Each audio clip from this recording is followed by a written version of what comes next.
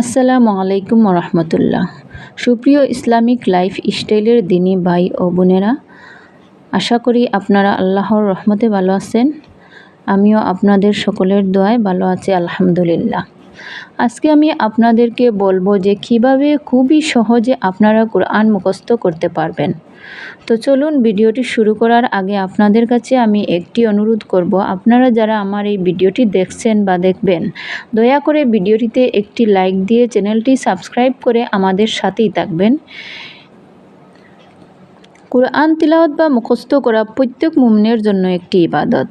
তাই আমাদের সকলের ইচ্ছে হয় যে আমরা যেন প্রতিদিন কোরআন তিলাওয়াত করি ও তা মুখস্থ করি, এবং যাতে আমরা আল্লাহ তাআলার আরও নিকটে যেতে পারি। আবার অনেকেই আমরা কোরআন হিফজের জন্য বিভিন্ন কোর্সও করে থাকি, তা সত্ত্বেও আমাদের মনে একটু একটু হলেও ভয় থাকে মুখস্থ করার জন্য, যে কীভাবে মুখস্থ করব। এই ভিডিওটিতে আমি আপনাদেরকে কিছু টিপস বলবো, যার মাধ্যমে খুব সহজেই কোরআন মুখস্থ করতে পারবেন। রাসূল আকরাম সাল্লাল্লাহু আলাইহি সাল্লাম কোরআন মুখস্থ করার বিশেষ তাগিদ দিয়েছেন। তিনি বলেছেন, কোরআনে হাফেজ হাফেজা সম্মানিত লিপিকার ফেরেশতার মতো। সুবহানাল্লাহ। খুবই কষ্টদায়ক হওয়া সত্ত্বেও যে বারবার কোরআন মাজিদ পাঠ করবে, সে দ্বিগুণ পুরস্কার পাবে। সুবহানাল্লাহ। সহিহ বুখারী হাদিস 4907 নম্বর। এই মর্যাদা নির্বিশেষে সব মুমিনের জন্য প্রযোজ্য। তাই যে কোনো দ্বারায় শিক্ষার্থীরা বা যে কোনো মুসলিম কোরআন মুখস্থ করতে পারে। কোরআন মুখস্থ করার প্রথম টিপস হচ্ছে নাম্বার ওয়ান হচ্ছে আপনি মনের সাহস রাখবেন।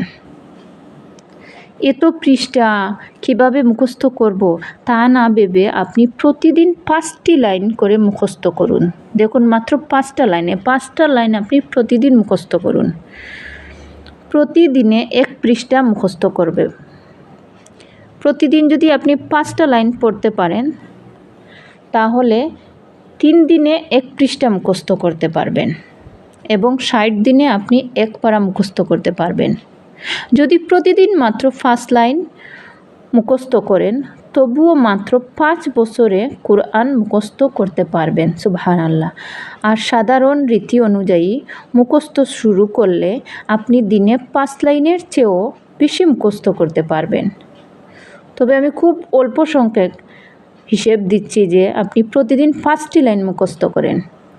সেক্ষেত্রে 3.5 বা 3 বছরে কোরআন মুখস্থ হয়ে যাবে ইনশাআল্লাহ। এবার বলি, কোরআন মুখস্থ করার আগে আপনাকে কি করতে হবে। প্রথমে একজন শিক্ষকের কাছে সঠিক উচ্চারণ শিখুন এবং তার কাছে বারবার অনুশীলন করুন। আপনি সেটা ঘরের বাইরে মাদ্রাসায় করতে পারেন, বা আপনার কোনো কোর্সে গিয়ে যে কোনো প্রতিষ্ঠানে করতে পারেন, বা আপনি ঘরে বসেই সেটা করতে পারেন। সম্ভব হলে কোরআনের সূরা মুখস্থ করে তাকে শোনান। এবার বলি হিফজ শুরু করার পদ্ধতি। 2 নম্বরটা হচ্ছে এটাই যে কোরআন হিফজ শুরু করার পদ্ধতি। আপনার মেধা ও স্মরণশক্তি অনুতাপে প্রতিদিন একটি নির্ধারিত পরিমাণ মুখস্থ করুন। সর্বনিম্ন 5 লাইন মুখস্থ করার চেষ্টা করবেন। প্রতিদিন সকালে ও বিকেলে কোরআন হিফজের জন্য সময় দিন। সকালে নির্ধারিত পরিমাণ মুখস্থ করুন এবং সারা দিন মনে মনে আবৃত্তি করুন। রাতে দেখে তা আরও ভালোভাবে অভ্যস্ত করুন। সকাল ও সন্ধ্যায় কমপক্ষে 40 মিনিট করে সময় দেবার চেষ্টা করুন। পরের দিন একজন কোরআনে হাফিজ বা যার কোরআন তিলাওয়াত বিশুদ্ধ, তাকে মুখস্থ করা অংশটুকু পড়ে শোনান। এবার সবচেয়ে ইম্পর্টেন্ট বিষয়, পেছনের অংশ কিভাবে মনে রাখবেন।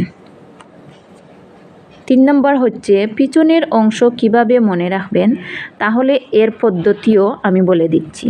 প্রতিদিন নতুন অংশ মুখস্থ করা যেমন গুরুত্বপূর্ণ, তেমনি পিছনের অংশ মুখস্থ রাখাও ইম্পর্টেন্ট। তাই সুযোগ মতো আগের অংশ বারবার তিলাওয়াত করতে হবে।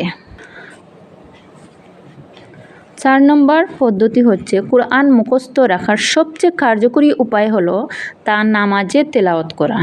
যতটুকু মুখস্থ হয়েছে তা ধারাবাহিকভাবে 5 ওয়াক্ত নামাজও তিলাওয়াত করুন। তাহাজ্জুদের অভ্যাস থাকলে সে সময়েও কিছু অংশ তিলাওয়াত করুন। নামাজে তিলাওয়াত করলে নতুন ও পুরাতন অংশের সমন্বয়ও হতে পারে।